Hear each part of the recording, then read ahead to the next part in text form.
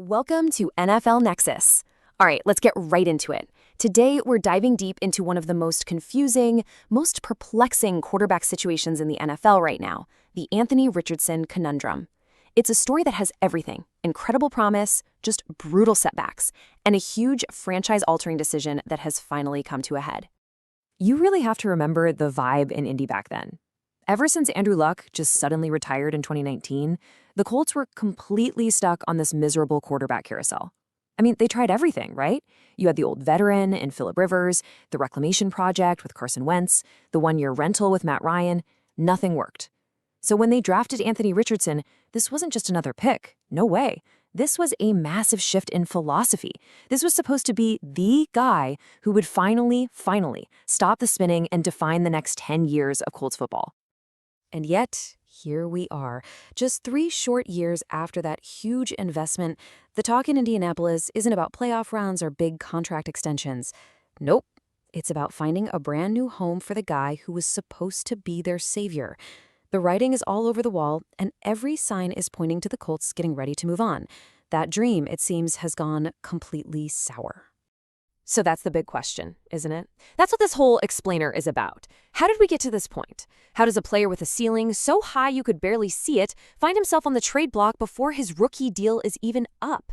To really get it, we have to rewind all the way to the beginning, to the big gamble that made him a Colt in the first place. You see, the Colts drafting Richardson wasn't just them getting a new quarterback. It was about them buying a ticket for a very specific lottery, a high-risk, super high-reward philosophy. After years of just plugging holes with guys past their prime, general manager Chris Ballard decided, you know what? We're swinging for the fences. We're betting it all on a player whose potential was unlike anything the league had ever seen. And that strategy has a name around the league, the Josh Allen blueprint. Think about it.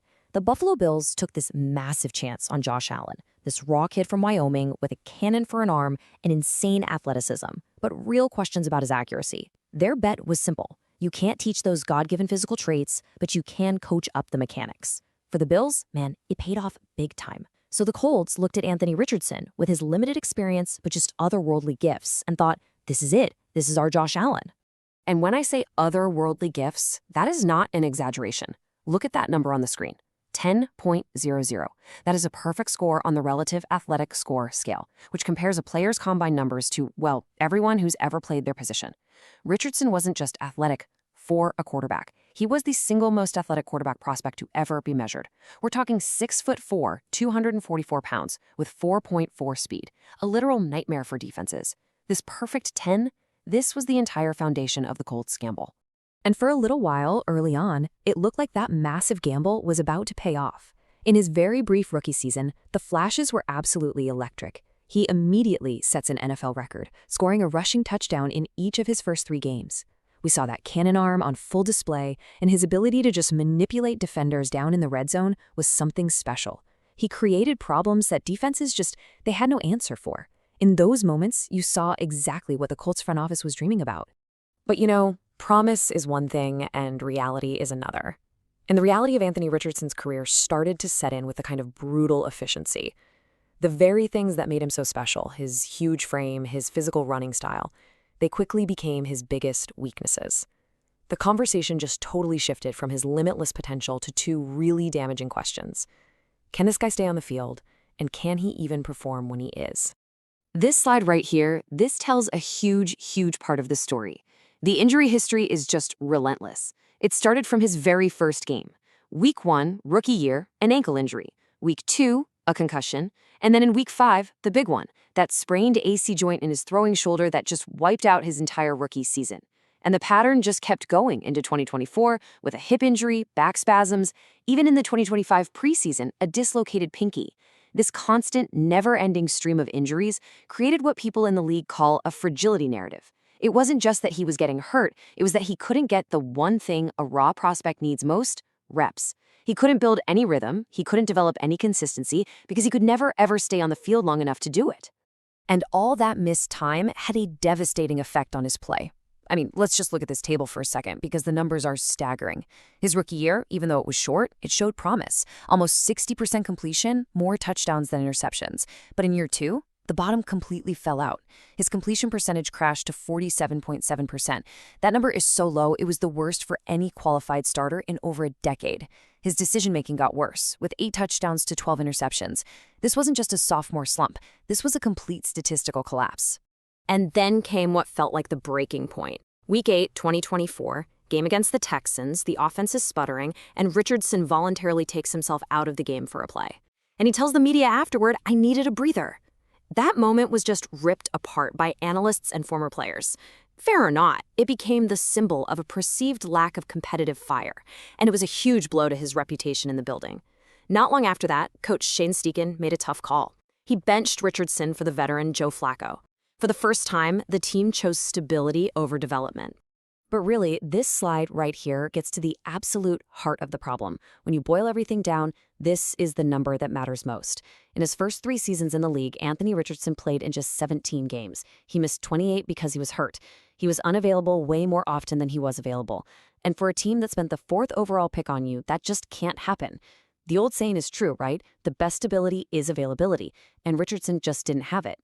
So, facing this harsh reality, the Colts had to change their plan. And in the 2025 offseason, GM Chris Ballard made a move that showed a major pivot. He went out and signed veteran quarterback Daniel Jones. And not just to hold a clipboard. No, he was there to create what Ballard called real competition. This wasn't about lighting a fire under Richardson. This was about creating a legitimate plan B, a totally different path forward for the offense. And the battle between Richardson and Jones was really this fascinating clash of philosophies. Richardson is the ultimate creator. He's the guy with those rare physical tools who can pull a rabbit out of a hat and make a crazy play out of nothing. He's got that super high ceiling, but as the Colts found out, a terrifyingly low floor. Daniel Jones, on the other hand, he's the operator. He's not going to wow you with magic tricks, but he's great at the things Coach Steichen's offense needs most: accuracy, smart decisions, and just running the system the way it's drawn up. He gives you a high floor of competence, even if his ceiling isn't as high. And when you put their numbers right next to each other, it becomes so clear why Jones won the job. I mean, look at these stats on accuracy and decision-making. A career completion percentage of just over 50% for Richardson versus 64% for Jones. The on-target percentage, which is just catchable passes, shows an even bigger difference. And maybe the most damning number is the bad throw percentage. Over a quarter of Richardson's passes were just bad throws, compared to only about 15% for Jones. For a coach like Shane Steichen, whose whole system is built on rhythm and timing, Jones was just the much more reliable guy. And this number right here shows exactly how Jones unlocked the whole offense. With a decisive operator running the show, Steichen could finally lean into what his system does best. In 2025, the Colts used play action on a staggering 64% of their pass plays, the highest rate in the entire NFL. That structure was perfect for Jones, and the result? The Colts suddenly had the #1 ranked early down offense in the league. A crazy 50% of Jones's first down passes went for another first down. The team stormed out to a 7-1 start, and it became pretty clear that Steichen's system worked better with a competent operator than a volatile creator.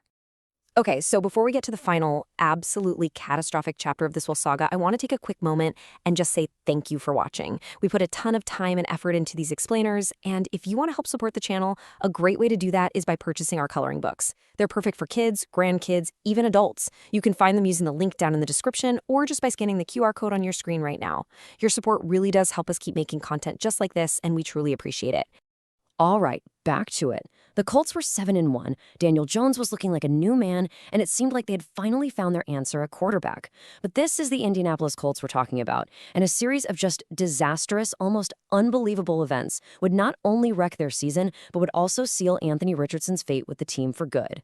You just can't make this stuff up. Even in a limited backup role that was designed to use his unique skills, Richardson couldn't escape the injury bug. And this one was the weirdest of them all.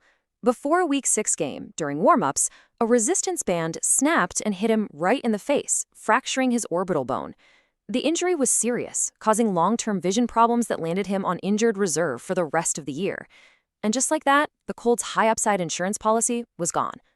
And that one freak accident kicked off this catastrophic domino effect. Let's just walk through this timeline of disaster.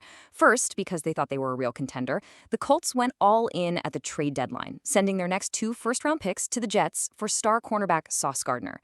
Then, Richardson's season ends with orbital fracture. The real killer, though, comes in Week 14 when Daniel Jones tears his Achilles.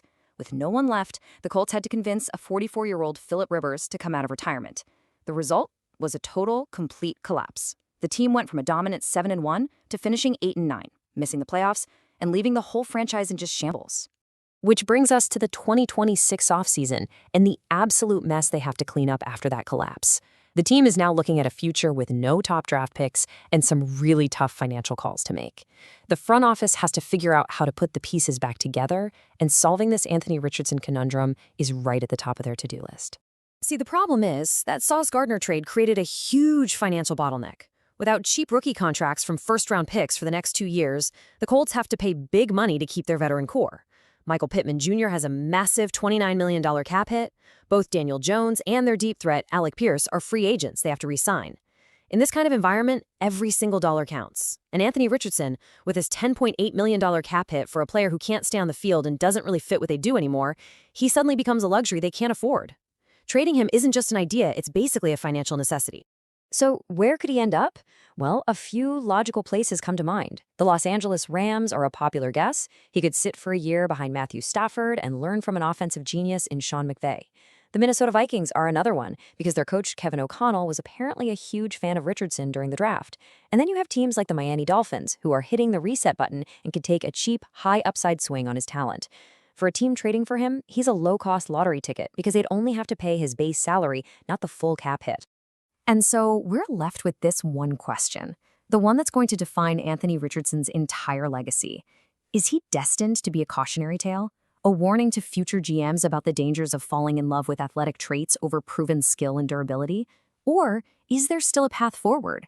Can a change of scenery, a new coach, and maybe just a little bit of good luck finally unlock that generational talent that made him the 4th pick in the draft? The answer to that is still unwritten. What do you guys think? Drop a comment below. I'd love to hear your thoughts. And if you enjoyed this explainer, make sure to subscribe to NFL Nexus and hit that like button. Thanks so much for watching.